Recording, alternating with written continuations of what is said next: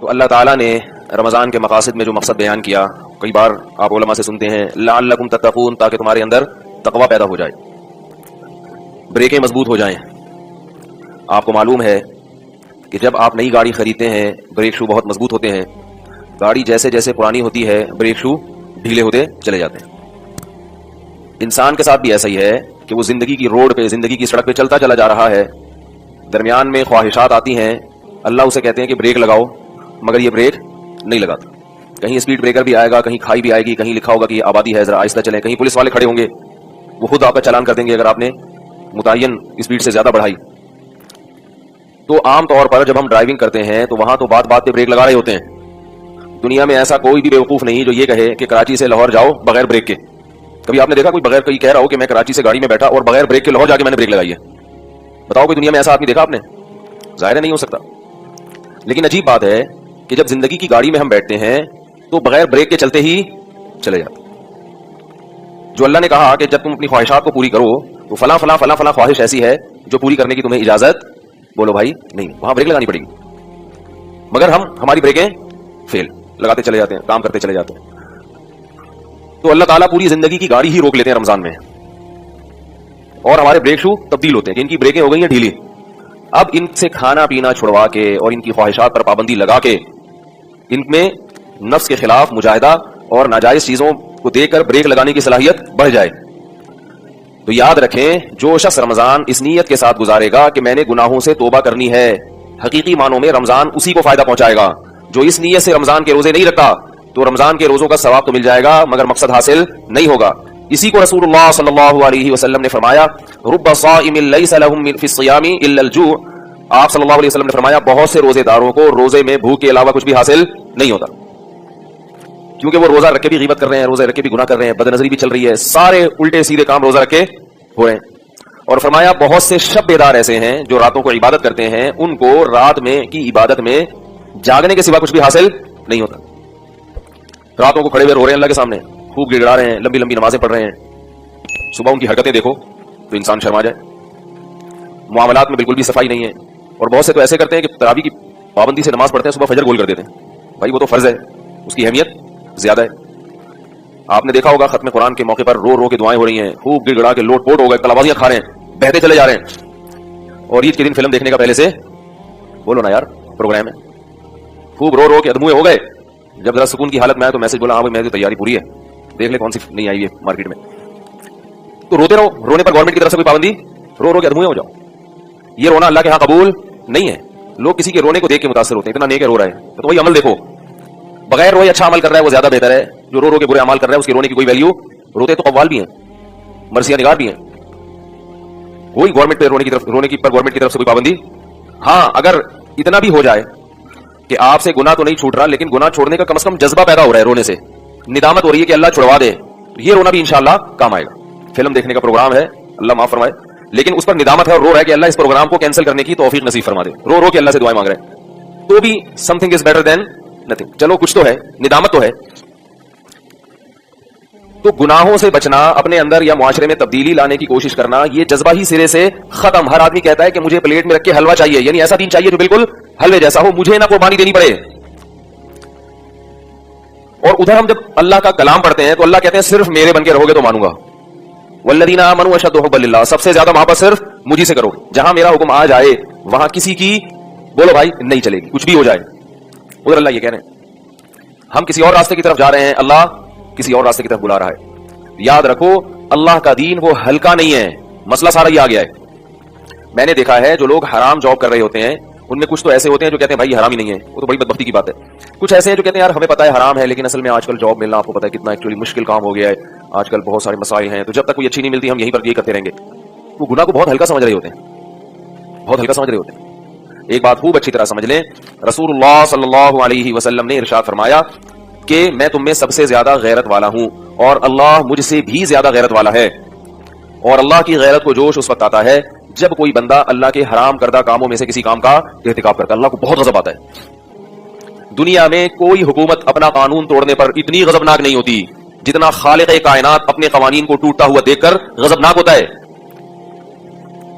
جب اللہ کا قانون اس زمین پہ ٹوٹتا ہے देखो आप पाकिस्तान में रहते हैं, पाकिस्तान के कानून तोड़ेंगे, हुकूमत को गुस्सा आएगा, इतना नहीं। अमेरिका में रह के अमेरिका के कानून को तोड़ते हैं, उनकी हुकूमत को गुस्सा आएगा, इतना नहीं। जमीन पर रह के अल्लाह को कानून को तोड़ते हैं तो सबसे ज्यादा गजब फिर किसको आता है? अल्लाह को आता है, और उसका हक है कि वो गजब करे। फर्क सिर्फ इतना है कि दुनिया के कानून को तोड़ने में सजा फौरन मिलती है, अल्लाह के कानून को तोड़ने में सजा फौरन नहीं मिलती। क्यों? इसलिए कि अल्लाह की एक सिफत हलीम भी है, हिल्म। ये ना लगाएं, शोर होगा इससे, होगा मुझे पता है ना। तो अल्लाह के कानून को तोड़ने से फौरन सजा नहीं मिलती, समझे? वो फौरन सजा नहीं मिलती क्योंकि अल्लाह हिल्म है, बुधबार है, मोहलत देता है। तभी अल्लाह ताला ने सजाएं बहुत सख्त रखी हैं, क्योंकि अल्लाह सजा देने में जल्दी नहीं करता। इस लिहाज से उसने अपने बंदों को एक सहूलत दी हुई है कि फौरन नहीं दूंगा, तौबा का मौका दूंगा। लेकिन जब दूंगा, तुमने उस तौबा के मौके से अगर फायदा नहीं उठाया तो फिर जो सजा मिलेगी, फइन्नी उअज़िबुहु अज़ाबन ला उअज़िबुहु वला यूसिक़ु वसाक़हु अहद, फरमाया अल्लाह की पकड़ से ज्यादा किसी की पकड़ है नहीं। देखो अल्लाह ताला ने फिरौन को मोहलत दी, कितनी मोहलत दी उसको? हजारों बच्चों का कातिल पैगंबर के मुकाबले में आके खड़ा हो गया, सालों से बनी इसराइल पर जुल्म कर रहा था, सारे जराइम थे फिरौन के अंदर।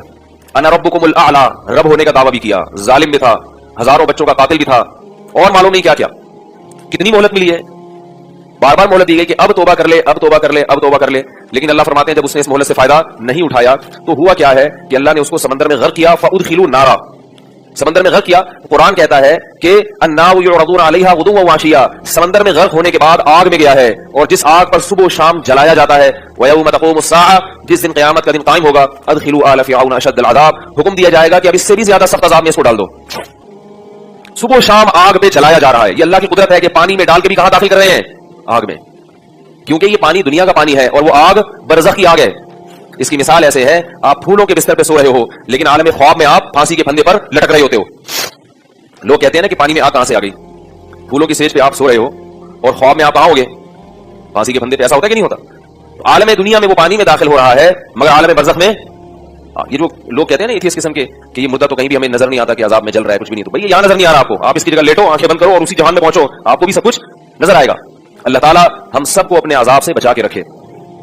तो कैसा सख्त अजाब आया उसके ऊपर, हमेशा चलता रहेगा, करोड़ों अरबों खरबों साल गुजर जाएंगे मगर उसे आग से निजात नहीं मिलेगी। क्योंकि इंसान ये समझता है कि मैं आजाद हूं, अल्लाह बताते हैं कि तुम आजाद नहीं हो। दुनिया का सबसे बड़ा बेवकूफ वो है जो अपने आप को आजाद समझ के अपनी मनमानी जिंदगी गुजारना शुरू कर दे। वो जो खवातीन का आया था ना कि हम अपने जिस्म के बारे में आजाद हैं, भाई अगर ये आपने खुद बनाया है तो फिर तो आप आजाद हैं। अगर ये आपको कहीं से भीख में मिला है, ये अल्लाह ने दिया है, तो इंसान भीख की चीजों में खुद मुख्तार नहीं होता। कंपनी आपको इस्तेमाल के लिए गाड़ी दे रही है, आप डिफेंस में रोड पे रेसिंग में इस्तेमाल कर रहे हैं उसको, कंपनी को गुस्सा आएगा कि नहीं आएगा? भाई कंपनी के आप मैनेजर थे, उन्होंने आपको इस्तेमाल के लिए गाड़ी दी ऑफिस से घर आने जाने के लिए, आप कंपनी की गाड़ी ले गए डिफेंस के साहिल पर और आपने वहां जाके रेसिंग कार में मुकाबला, बोलते क्यों नहीं, क्या हो गया, शुरू कर दिया और गाड़ी की ऐसी की तैसी कर दिया आपने। तो कंपनी कहेगी ना क्या कर रहे हो हमारी गाड़ी के साथ? तो आप क्या, मैं अपनी गाड़ी के मामले में क्या हूं? आजाद। ये मेरी गाड़ी है, जिसको चाहूं ठोकूं, जितनी चाहे। गाड़ी की बीलियां तो नहीं लगती लेकिन सुनने लगती हैं, दो पहियों पे आ जाती है गाड़ी, तो मैं जैसे चाहूं कर गुजारूं, क्योंकि ये गाड़ी किसकी है? मेरी। तो कंपनी कहेगी आपको ये गलतफहमी है, ये गाड़ी आपकी। बोलो भाई नहीं, ये बड़ी गलतफहमी। कहे क्यों मेरी नहीं है? आप बताओ कौन से बैंक से खरीदी आपने? आपको तो हमने चाबियां पकड़ाई हैं। ये जो कह रहे हैं कि मैं अपनी बॉडी के मामले में खवातीन कह रही आजाद हूं, मर्द कह रहे हैं मैं अपने जिस्म के मामले में आजाद हूं, मेरी पर्सनल लाइफ जो चाहे करूं, इसकी बुनियादी गलती क्या है कि इस बॉडी को हम किसका समझ रहे हैं? अपना। भाई अपनी नहीं है। हमने कौन सी जाके ये हॉल खरीदा है? हमारी रूह कौन सी मार्केट में गई थी और कह रही थी कि मुझे ये वाली शक्ल पसंद है, ये वाले बाजू, ये वाला फेफड़ा, ये वाला गुर्दा, ये बताओ कितने का आएगा, मैं अपने ऊपर फिट करना चाहता हूं। क्या ख्याल है भाई? हमारी रूह गई होती ना किसी मार्केट में, रूह है ना आप लोगों के अंदर है, रूह अगर हमारी किसी मार्केट में गई होती और हमने अपनी मर्जी से आंखें पलके, फिर तो सारे खूबसूरत होते। क्या ख्याल है? ये जो अजीब अजीब से डिजाइन आ रहे हैं ये ना आते। अपनी मर्जी की आंखें खरीदते, अपनी मर्जी की पलकें खरीदते, ना खरीद के फिट करते उसको।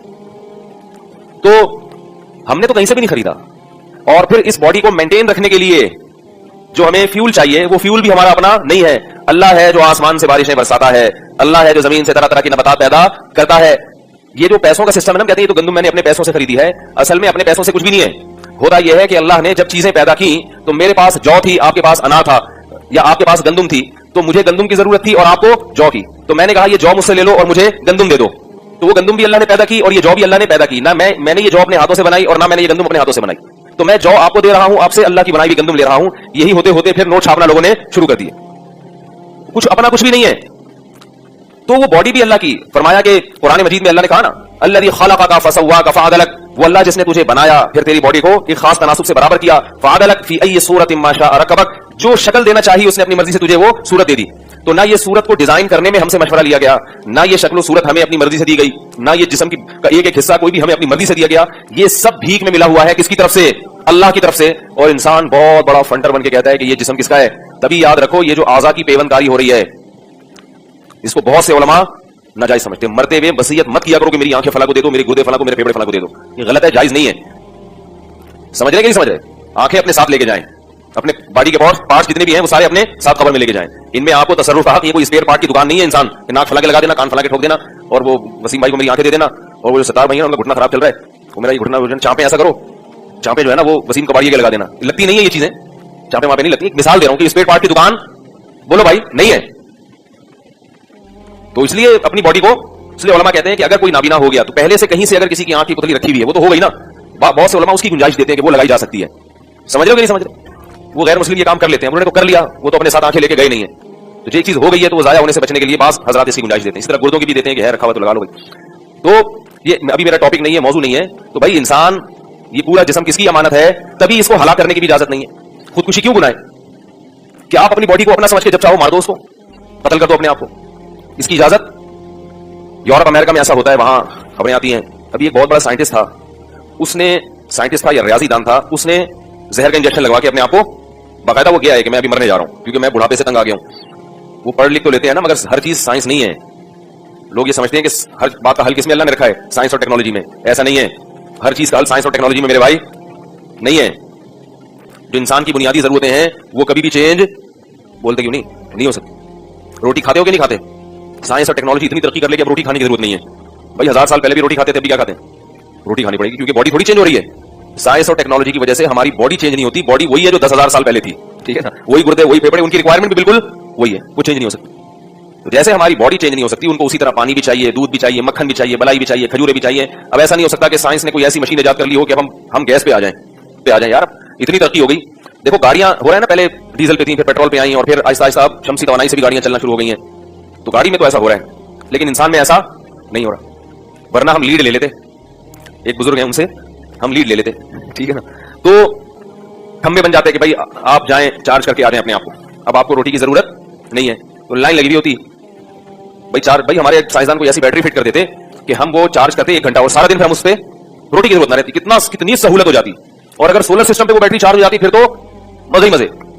لائن لگی ہوئی ہوتی صبح صبح کھمبوں پہ. اور اس میں یہ ہے کہ جو پہلے نمبر پہ اپنے آپ کو چارج کر رہا ہے نا تو اسی آدمی سے لیڈ لے لو. یہ والا سسٹم بھی ہوتا نا. ایک آدمی صبح صبح جاتا، وہ 8 گھنٹے کا چارج ہو کے آ جاتا، پھر محلے والے اس سے اپنی بیٹریاں چارج کروا رہے ہوتے. یہ بڑا چارجر ہے. ٹھیک ہے نا؟ یہ علاقے کے بڑے ہیں، یہ بڑے چارجر ہیں. تمام حضرات سے گزارش ہے کہ آدھا 1 گھنٹہ ان سے ٹچ رہیں. ان سے تھوڑا سا کیا رہیں، ٹچ رہیں. تو وہ کچھ بھی نہیں ہوا. ابھی بھی روٹی کھانی پڑتی ہے، پراٹھے کھانے پڑتے ہیں. وہی مرغی انڈا دے گی تو کھاؤ گے، مرغی انڈا نہیں دے گی تو بیٹھے رہو گے صبح سے لے کے شام تک. تو اسی طرح یاد رکھو انسان کو سکون کے لیے جو چیزیں پہلے چاہیے تھیں بالکل ابھی وہی چاہیے. بیوی بچے چاہیے اس کو. میں بار بار اس طرف آتا ہوں اس لیے کیونکہ بار بار آپ لوگ یعنی اتنی میڈیا نے اور فیملی پلاننگ والوں نے آپ کے دل میں جو نفرت ڈالی ہے نا اولاد کی کثرت کی، وہ اتنی زیادہ ڈال چکے ہیں کہ اس کو کھرچ کے نکالنا پڑتا ہے. تو وہ لوگ بھی کیا کرتے ہیں کہ فیملی سسٹم تباہ ہو گیا. اب بڑھاپے میں سائنسدان کو بھی کس کے خیال آ رہا ہے کہ یار میں لٹک کے مر جاؤں، اس زندگی سے موت بہتر ہے. کیونکہ ساری زندگی سائنس میں لگا دی، بیوی بچوں کی طرف، بچے پیدا کرنے کی طرف توجہ نہیں دی. بچوں کی تربیت، بچے پیدا ہوئے تو ان کو یہ نہیں سکھایا کہ کوئی خدا سکھائیں، ان کو اللہ رسول سکھائیں تاکہ یہ بڑھاپے میں ہمارا بھی خیال کریں. ان چیزوں سے بالکل نابلد رہے. تو اب بڑھاپے میں تو سائنس ٹیکنالوجی کام نہیں آتی کیونکہ ایسا کوئی مائی کا لال سائنسدان پیدا نہیں ہوا جو بڑھاپے کو مؤخر کر کے آپ کو جوان کر دے. سمجھ رہے ہو؟ بڑھاپا بہرحال آ کے بولتے کیوں نہیں رہے گا. کسی کا باپ بھی نہیں روک سکتا اس کو. ٹھیک ہے؟ کچھ بھی ہو جائے. یہ ہوگا کہ آپ کی صحت اچھی، آپ تھوڑا دیر سے بوڑھے ہوں، اس کی کم ہے تو جلدی بوڑھا ہو جائے. ہوں گے ضرور، کچھ بھی کر لو. تو پلاسٹک سرجریاں کرا کے لوگ جوان رکھنے کی کوشش کرتے ہیں، وہ بھی پتہ چل جاتا ہے. تو اللہ تعالیٰ نے کیا کہہ رہا تھا میں، باتیں ادھر ادھر پہنچ جاتی ہیں یار. میں یہ کر رہا تھا کہ دیکھو بڑھاپے میں وہ کیا کر رہا ہے کہ اب موت کے لیے اپنے آپ کو تیار کر رہا ہے. ہمارے رشتے دار تھے یورپ میں، وہ کہنے لگے یہاں ایک ڈاکٹر ہے، ان کا نام ہے ڈاکٹر ڈیتھ. ان کا نام کیا ہے؟ ڈاکٹروں کا کام ہوتا ہے مرتوں کو بچانا، ان کا کام ہے بچے کو مارنا. جب کوئی اپنی زندگی سے تنگ آ جاتا ہے تو یہ ڈاکٹر اس کے میڈیکل چیک اپ کر کے بتاتے ہیں کہ واقعی اب اس میں شفا کی امید نہیں ہے، یہ بیچارہ پڑا ہوا ہے. تو اس سے اور اس کے جو بھی لواحقین ہوتے ہیں ان سے سگنیچر لیا جاتا ہے کہ ہم اس کو مار رہے ہیں. تو وہ ایسے طریقے سے اس کو تمیز سے کوئی انجیکشن لگاتے ہیں یا کیا کرتے ہیں، میں کہتا ہوں قصائی کے حوالے کرو ایک دم. تو وہ کیا کرتے ہیں، اس کو موت کے گھاٹ اتار دیتے ہیں. اسلام میں اس کی اجازت کتنی ہی تکلیف میں ہو آپ کو مرنے کی اجازت نہیں ہے، کیونکہ وہ تکلیف بھی اللہ کی طرف سے آزمائش کا ایک حصہ ہے۔ آپ اس میں یہ بکراتیاں پیش کرو کہ ایسی زندگی سے کیا فائدہ جس میں کسی کام کا نہیں، میں تکلیف میں ہوں، نہ نہ نہ، آپ کو اللہ نے زندگی دی آخرت کے لیے۔ اس زندگی کا فائدہ کیا ہے؟ ایگزامینیشن ہال میں ہے، آپ کا پرچہ سخت ہو گیا، اس مصیبت میں صبر کرتے ہو یا واویلا میں چاہتے ہو، آپ کے لیے بھی آزمائش۔ اور آپ اگر کسی کے والد ہو یا ماں ہو یا باپ ہو، دادا ہو یا دادی ہو، تو آپ کی اولاد کے لیے بھی کیا یہ آزمائش ہے کہ وہ تنگ آ کے مرنے کی دعائیں تو نہیں کر رہے، یا وہ صبر و تحمل کے ساتھ آپ کی خدمت کر رہے ہیں، ان کی بھی آزمائش ہے۔ اس لیے اپنے آپ کو قتل کرنے کی اجازت۔ مشہور واقعہ ہے نا، ایک شخص میدان جنگ میں زخمی ہوا، بڑی بہادری سے لڑا، صحابہ کو بڑا تعجب ہوا، صحابہ نے عرض کیا کہ یہ تو بڑی بہادری سے لڑے، تو گویا جنتی ہے۔ آپ صلی اللہ علیہ وسلم نے فرمایا فی النار، یہ کہاں جائے گا؟ جہنم میں۔ صحابی کہتے ہیں میں پیچھے ہو گیا اس شخص کے، میں نے کہا دیکھوں یہ کون سا عمل کرتے ہیں، تو جنگ میں بڑی بہادری سے لڑے ہیں، تو یہ کیسے یعنی جہنم میں جائیں گے؟ تو کہتے ہیں میں ان کے قریب گیا تو دیکھا وہ زخموں سے چور تھے، شدید تکلیف میں، تو تکلیف ان سے برداشت نہیں ہوئی اور انہوں نے اپنی شہرک کاٹ ڈالی کہ بھائی میں اپنے آپ کو موت کی گھاٹ اتار دوں۔ تو اتنی شدید تکلیف میں بھی آپ اپنے آپ کو قتل، جب آپ زخموں سے چور ہوں اور چیخ رہے ہوں اس وقت اپنے آپ کو قتل نہیں کر سکتے، تو آپ کی شادی کہیں اور ہونی تھی، ہوئی کہیں اور، اس پہ آپ اپنے آپ کو کیسے قتل کر سکتے ہو؟ میں اس لیے کہہ رہا ہوں کہ لڑکے مار دیتے ہیں اپنے آپ کو، لڑکیاں قتل کر دیتی ہیں کہ سیٹنگ وہاں چل رہی تھی، ابا نے رشتہ کہیں اور جوڑ دیا، لٹک گئے محبوب کی یاد میں۔ یہ ثابت کرنے کے لیے کہ ہمیں تم سے سچی محبت تھی، اور جس سے سچی محبت تھی وہ کم وقت لٹکتا نہیں ہے، وہ کہتا ہے یہ کیا ہوا، اس کے بعد وہ پھر اور کہیں سیٹنگ پہ بولو بھائی لگ جاتا، یہ سچی محبت تھی۔ اور اگر وہ لٹک جاتا تو وہ بھی بہت بڑا بیوقوف تھا، کہیں ایسا نہ ہو کہ آپ کہیں نہیں مجھے چونکہ سچی محبت ہے لہٰذا وہ لٹک گئی تو میں بھی لٹکوں گا، لٹکنے کے بعد بھی آپ کی آپس میں ملاقات نہیں ہوگی، آپ اپنی خبر میں اور وہ اپنی خبر، یا تو ہونا کہ ایک ہی خبر میں دفن کریں لیکن پھر بھی نہیں ہوگی ملاقات، کیونکہ وہ عالم برزخ ہے۔ جسم دنیا میں قریب ہونے سے عالم برزخ میں روح بھی قریب ہو یہ ضروری نہیں ہے۔ آپ یہاں دفن ہے، آپ کا بھائی امریکہ میں دفن ہے، عین ممکن ہے عالم برزخ میں ملاقات ہو، اور آپ یہاں دفن ہے، آپ کا بھائی ساتھ والی قبر میں دفن ہے، عین ممکن ہے آپ کی ملاقات نہ ہو۔ سمجھ رہے ہو کہ نہیں سمجھ رہے؟ اچھا تو دیکھو بھائی، اب ہمیں چونکہ اس باڈی پر، اس جسم پر اختیار نہیں ہے، لہذا ہم اسے اپنی منمانی زندگی میں گزار نہیں سکتے، اگر گزاریں گے تو اللہ کو غضب آئے گا۔